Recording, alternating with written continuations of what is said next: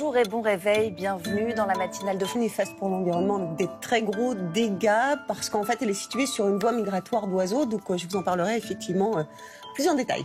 Allez, on déroule les titres avec vous, Laura. Marie Mamdjouglou. Mais avant ça, si le nouveau Front populaire implose, présidentiel qui arrive en novembre, et ça y est, à l'Océance avec Marie Mamdjouglou. Marie, direction l'Arabie Saoudite, elle a vu une mesure. Oui, et on va juste rappeler ce qu'est The Line. The Line, c'est en fait un immense gratte-ciel en forme de ligne, 170 km, 500 mètres, donc 170 km de long, 500 mètres de hauteur, et devrait donc accueillir 9 millions d'habitants. Une ville présentée donc comme écologique.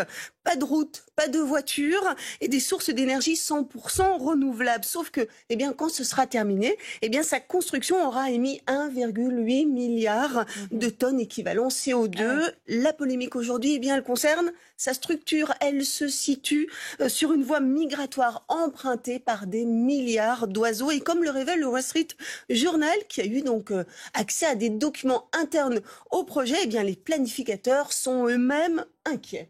Alors, The Line, migration, pourquoi il faut protéger ces oiseaux, protéger cette route migratoire ?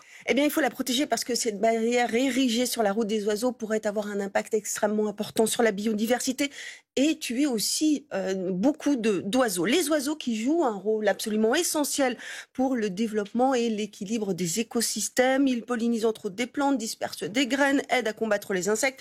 Ils sont d'excellents indicateurs de l'état de l'environnement. Et toujours, d'après le Wall Street Journal, les planificateurs, eux, ils savaient que c'était un danger pour les oiseaux. Et on en est où dans ce fameux... Je vais prendre du retard. La mort des oiseaux aujourd'hui n'est pas le seul problème auquel sont confrontés les constructeurs de The Line. Selon Bloomberg, ce ne sont pas seulement 9 millions d'habitants qui vont donc intégrer la structure en 2030, mais seulement 300 000. Le chantier, quant à lui, il connaît des difficultés. Les fondations construites initialement ont été temporairement abandonnées. On est très loin des